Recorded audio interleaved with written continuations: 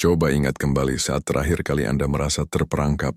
Mungkin pekerjaan Anda tidak sesuai harapan, hubungan Anda terasa dingin, atau tujuan hidup Anda terasa jauh. Di tengah frustrasi itu, mungkin pikiran ini terlintas. Ini semua karena dia, atau andai saja keadaan tidak seperti ini. Kita semua pernah merasakannya. Sensasi melegakan sesaat saat kita berhasil menunjuk sumber masalah di luar diri kita. Tapi, kelegaan itu hanya sementara, bukan? Karena dengan menunjuk jari, kita juga menyerahkan kekuatan kita. Kita mengubah diri kita menjadi korban dari keadaan. Hari ini kita akan berbicara tentang rahasia paling mendasar, paling radikal, dan paling membebaskan dalam hidup. Mengambil 100% tanggung jawab atas segala sesuatu yang terjadi pada kita, bahkan hal-hal yang tampaknya berada di luar kendali kita. Ini bukanlah tentang menyalahkan diri sendiri, melainkan tentang mengambil kembali kendali penuh atas takdir Anda jika Anda siap berhenti menjadi penumpang dan menjadi kapten sejati dari kehidupan Anda. Mari kita mulai pelayaran ini. Bagian 1.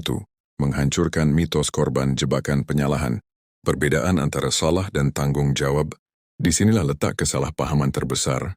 Banyak orang menghindari tanggung jawab karena mereka menyamakannya dengan kesalahan atau hukuman.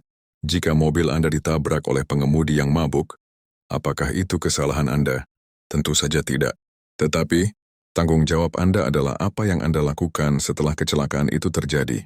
Apakah Anda mengurus asuransi, mencari pengacara yang baik, atau hanya duduk dan mengasihani diri sendiri selama berbulan-bulan? Tanggung jawab bukanlah tentang kesalahan masa lalu. Ia adalah tentang kekuatan respons masa kini.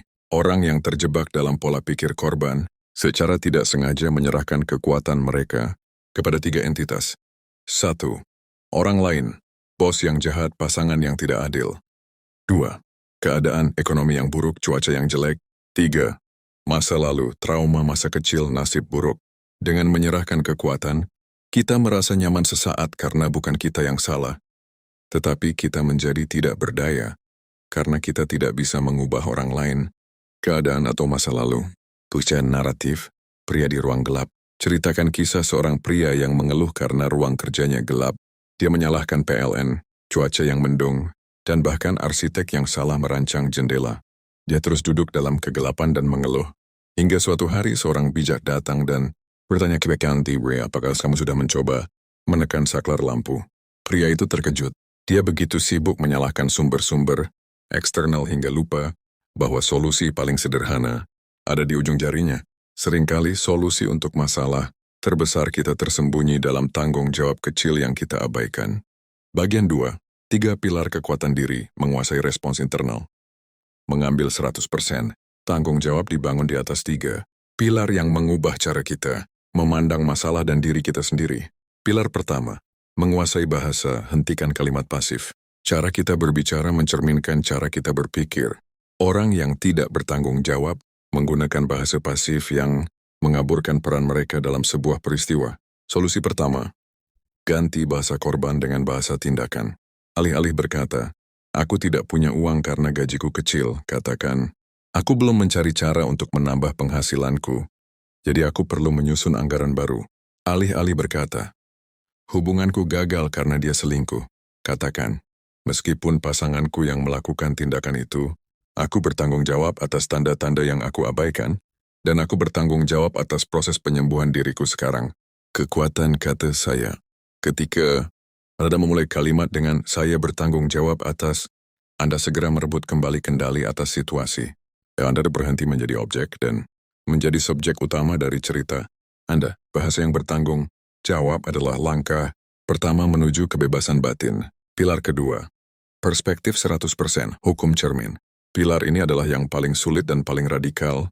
Ini berarti menerima bahwa meskipun Anda tidak menyebabkan setiap peristiwa buruk, Anda bertanggung jawab atas bagaimana peristiwa itu memengaruhi batin Anda.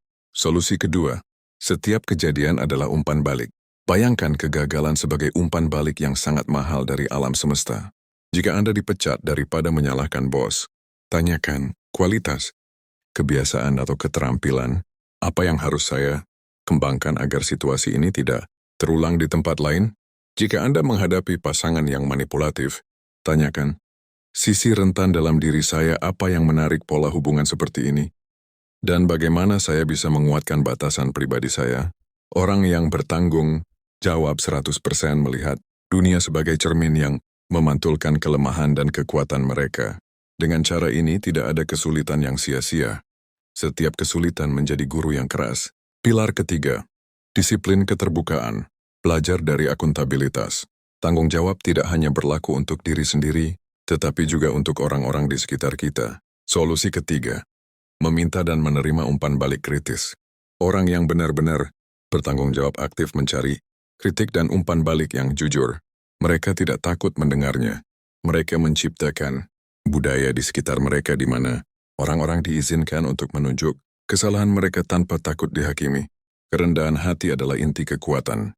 Mengakui kesalahan secara terbuka kepada tim atau keluarga Anda tanpa alasan adalah tindakan kepemimpinan dan kekuatan moral yang luar biasa. Itu menunjukkan bahwa Anda lebih peduli pada kebenaran dan perbaikan daripada citra diri Anda. Ketika Anda berkata, "Ini adalah kesalahan saya, dan inilah rencana saya untuk memperbaikinya," Anda mengajarkan satu pelajaran paling berharga kepada semua orang yang mendengarnya. Menjadi manusia berarti melakukan kesalahan, dan menjadi kuat berarti mengakui kesalahan itu. Bagian 3. Kebebasan dan warisan tanggung jawab transformasi hidup. Mengambil 100% tanggung jawab bukanlah beban, itu adalah pintu menuju kebebasan. Kebebasan dari kemarahan. Kemarahan dan dendam adalah penjara yang dibangun dari penyangkalan tanggung jawab. Ketika Anda menyalahkan orang lain, Anda harus menunggu mereka berubah untuk merasa lebih baik.